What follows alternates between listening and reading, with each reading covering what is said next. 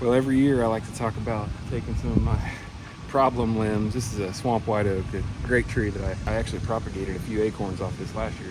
They came out well, so I've got them going right now in the air rip pruning beds. But I'm gonna take the silky. It's time for the nitrile gloves to break out this time of year. I'm getting them going. It's August, but this one's just low enough, giving Mama and I a little bit of fits, and so I let a few of these other ones grow out and use them in different spots. But this is going to be going. It'll be a year-long attraction. Might even get a couple, depending on how they branch out. Sometimes you can get two scrapes kind of side by side on them. Here it is, August 9th. About a month out scrambling, trying to catch up for elk hunt, but got a lot of work to do. Getting ready to put some cameras out and scrapes. Love coming to some of my historical sites. This is one I actually cleared out a really good funnel with some brush and stuff, and so I actually made it even better. You can kind of see just a gap right there. I'm kind of excited because they've never really felt great about coming swinging downwind to this scrape. I'm not as sold on the whole downwind thing anyway.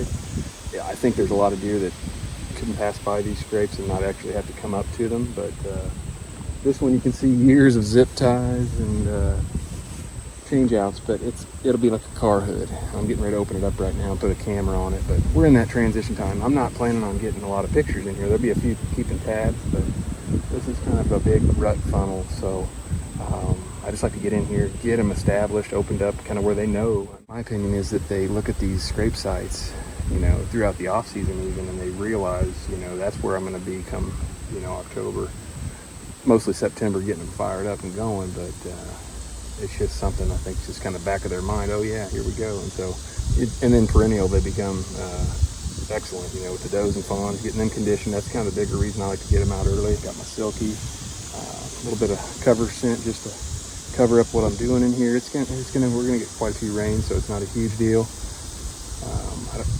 Scent control's massive once we get closer to season, but as I get these set up, I still take all precaution, rubber gloves, and bringing these in. But this will be an excellent spot. I'll kind of show the after effect once I get it done. So this is another new setup.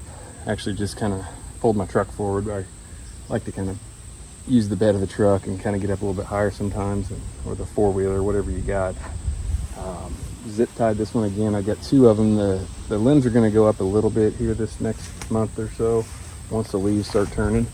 You can see I actually made a nice clearing right here. I got to cut a couple little dead branches, but this will be a perfect spot to hopefully get them to stop and hit this scrape. It's been good to me in the past in here, so I just picture it perfect. So I got to get this ground cleared. There's already, I can see, where there's some different grass that grows in it after you get them kind of established, and it's just easy to clean them out every year. So hopefully this will pay off. This is a good spot, and I love these oaks. One thing you hear me talk about a lot is kind of the multiplication. That same ladder stand that I cut that shooting lane over there for, there's also a reason I moved that stand, because they like to use this backside a little bit as well. But the other stand made it kind of flirting with disaster. This is just kind of your natural locus. It'll get broken up, but I'm gonna go ahead and put a scrape in there.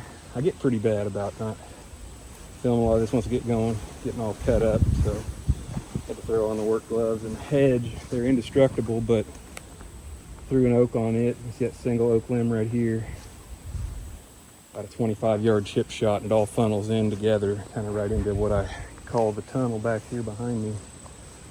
Shot a deer or two in it over the years, but just making these spots better, not letting them multiply scrapes where you don't want them, put them where your best opportunities are and flood it with it. That's kind of my tactics. I just love them. So whether it is the actual reason or not, I'm pretty sure it's what gets them in the air and getting them going. So pretty good flat spot. That's another thing. Keep them in those flatter areas, and just give it a little bit of time. Now we're less than 2 months from season kicking off, but we'll give it plenty of time to settle down in here.